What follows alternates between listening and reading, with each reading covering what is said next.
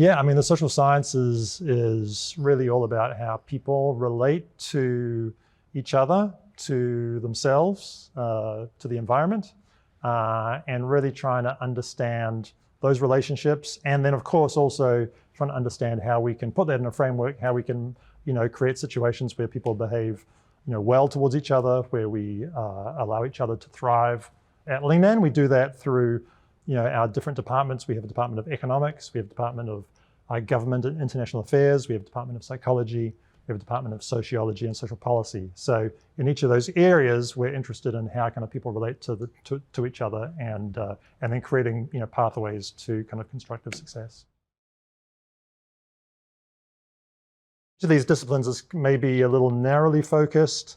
Obviously, economics is focused on kind of decisions around scarcity, economic behavior, whereas sociology is interested in people as part of kind of large-scale networks. But of course, there's incredible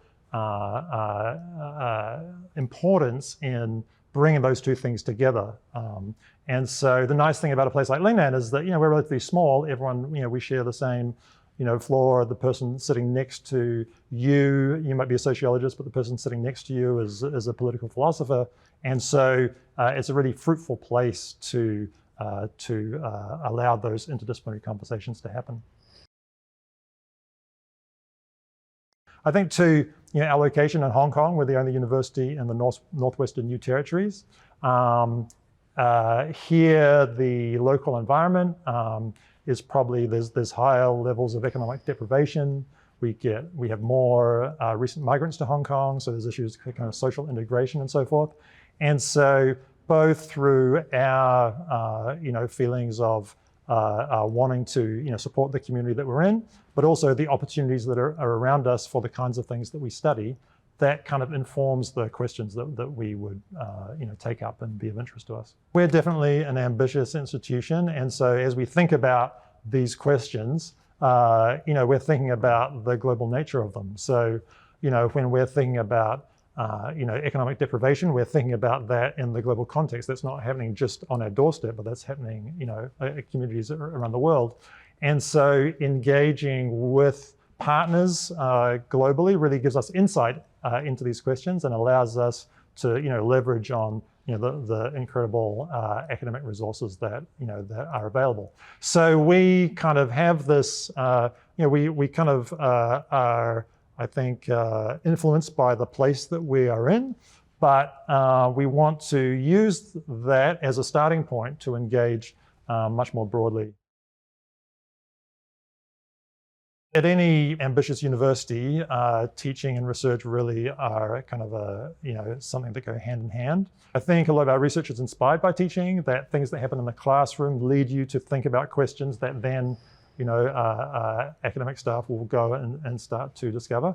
But at the same time, any university that has a curriculum of study, you want that to be alive. You want that to be occurring with the breadth of the discipline, right? So that you're not just teaching from a textbook, but you're actually helping students discover what's going on in these disciplines right now. And so having staff that are engaged actively in research is very, very important. And that also, of course, allows students to then engage in research that is not just a research project for the sake of doing a project, but is actually answering questions that in the discipline they want to answer. And so we have a very active research culture for our students here, be that from individual small scale research projects through to kind of theses, and then through, of course, to our research students who are doing doctoral studies. And so we take great care to ensure that the research they're doing really is of high quality and is supervised by people who are very active in their fields. If you think about the social sciences as being interested in how people relate to each other, then what's happened with the digitization of our lives is that a lot of the things that we do, there's now data to support that. And so as social scientists, if we can get access to that data, that really transforms our ability to answer the questions that we want to answer.